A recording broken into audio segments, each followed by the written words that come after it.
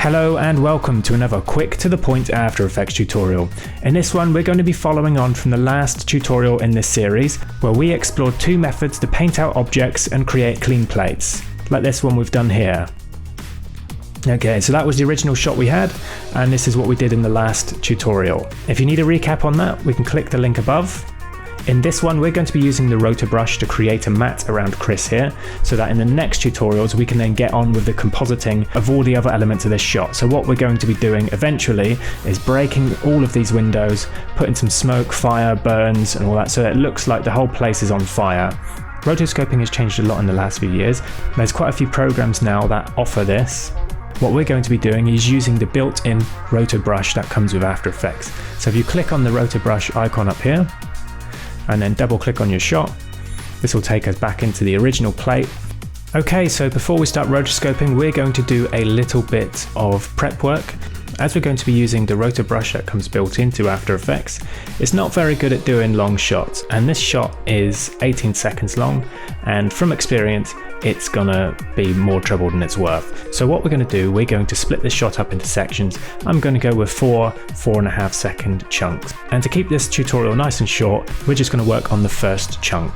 So if we get to around 4.5, hit Command Shift D or Control Shift D if you're on Windows, and that will create a cut there. And what we'll do is we'll go all the way back to the beginning, select the first chunk, then go up to the Roto Brush, and then double click the shot, and we are just going to zoom in. So I hold the H key to bring up the hand if I ever need to move the shot around like this.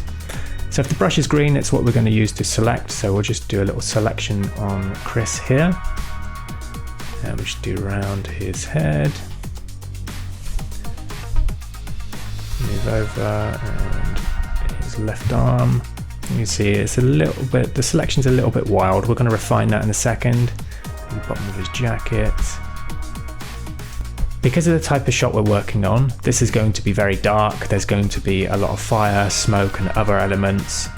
There's going to be a lot of light wrapping going on around the edges of Chris once we've got it all composited properly. So we'll be able to hide any imperfections in the mat with some light wrap and some edge blurring and whatnot. There's a tutorial listed here that goes into great detail, a technique I use called edge mat. And what that does is for things like this where you will sometimes get like a hard edge around your rotoed objects when you're trying to comp them in, it will just add a tiny bit of blur to help blur in any elements that you've comped behind your subject. So what we're going to do now is we are going to render that out and see how that works. So let's go up to propagation, let's go to classic controls and hit spacebar to play that out, and we'll see how that goes. And as you can see already, the mat is bouncing around quite a bit. Once this is propagated, we will go in and refine that mat. We can use the refine edge tool to do around his hair, because that's going to be a bit of an issue anyway, just because it's not a nice crisp edge like we've got down here with the legs and the bottom of the suit. It's soft and it's blending in with these shadows here, so it's causing a few issues.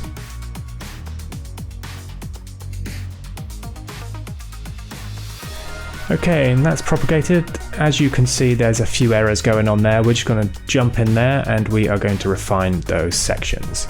So if we zoom in, I saw some bits on the hands earlier, so we'll... Where does that go? I think it's when he goes up the top, isn't it? There we go, yeah. Yeah, the shadows on his hands are blending in with the glass there, so we'll just go in there and paint those back in.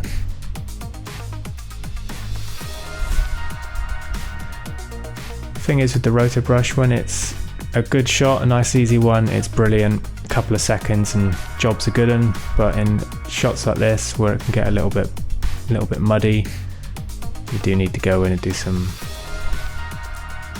work after. But that's fine, that's what nature of the game.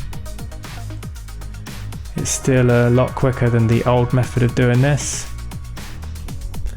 which would probably be a day's worth of work and then some.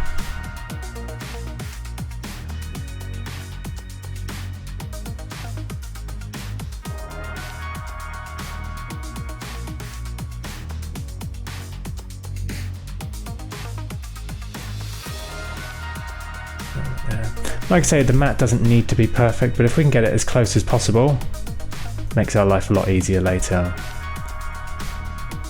His hand is looking good there now. We just need to sort the head out in a second. Let's say there's a little bit of chatter going on there.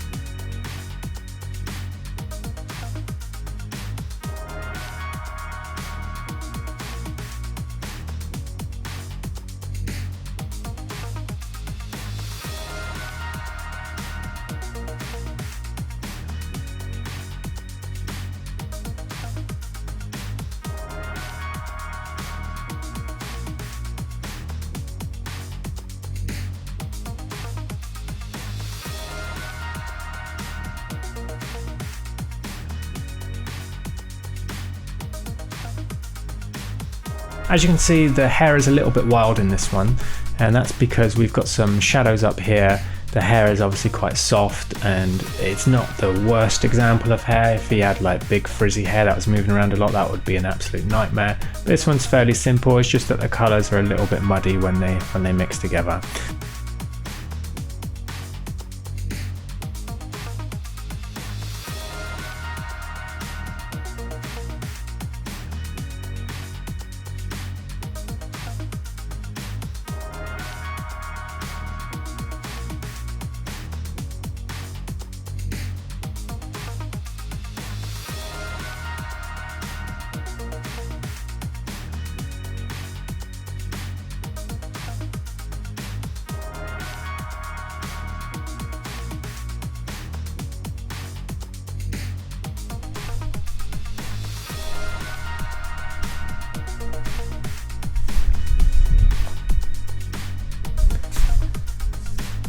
Okay, and we have got most of the head selected now.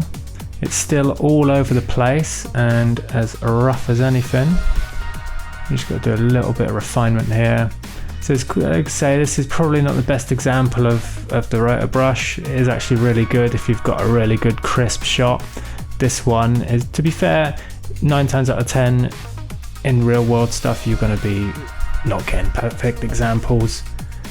You only usually see in tutorials where they've got perfect examples and it makes everything look super easy, and really there's a lot of legwork to do in some of the stuff, even the simple things like Roto Brush now, which is, you know, takes 90% of the work away.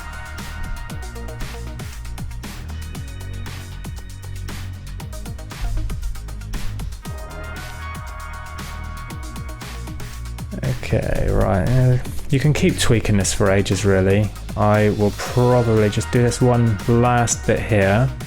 And like I said earlier, once this shot's finished, we're going to have so many other elements, some light wrap around the edge of Chris here. I'll make sure that we don't see any of these imperfections because I'm going to use so many elements, we're not going to have time to even look at the... Right, so I'm reasonably happy with that hairline. It's obviously not perfect as you can see, but what we'll do is we'll go up to the Roto Brush tool, then down to the Refine Edge tool. Same controls as with the Roto Brush, so add, hit Alt, remove, hold Command or Control mouse to make it bigger or smaller. And we're going to go to the first frame, and then we're just going to draw around the edge of his hair here.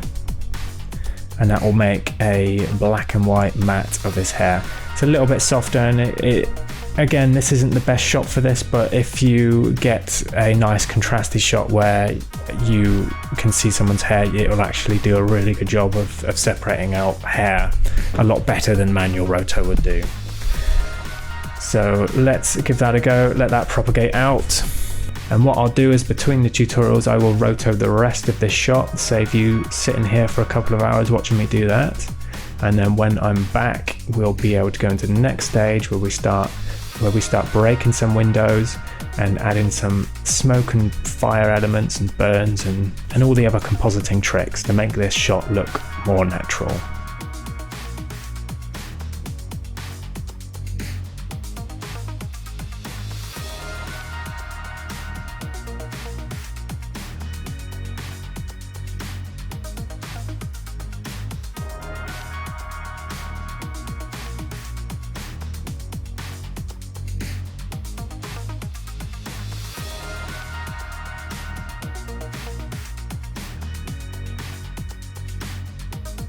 Okay, so we've got our rough mat there. Like I say, it's not perfect. So to lock that in place, what we're going to do is we're going to hit the freeze button, and what that does is that locks all of those roto instructions in there, so that then creates the mat we can use.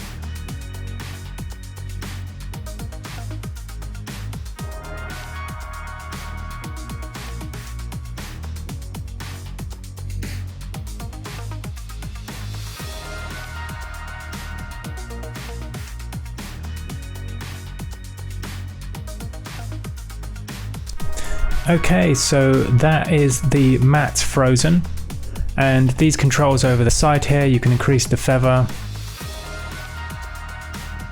can change contrast, shift the edge in or out, and reduce the chatter. I tend to like reducing the chatter to the maximum, set the feather back down to what it was before, and that should just add a little bit of stability on those edges, because sometimes they can boil quite a bit. Like you see here, we've got a little bit of that refine mat going on here, which isn't perfect, but like I say, once we're done with this shot, we won't notice any of these. Okay, and there we have our roto mat. Okay, and what I'll do before the next tutorial is I will work on the rest of this shot and make sure that's all rotoed out, so that when we get to the next part of this series, we'll be comping in some of the elements.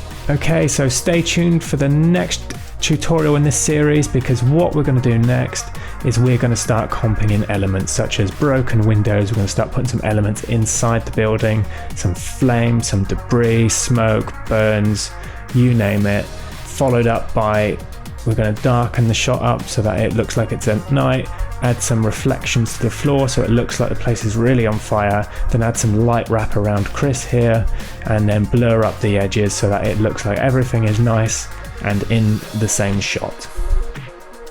As always, if you found this tutorial useful, hit subscribe, drop a comment, and if there's any questions, I will get back to you as soon as possible.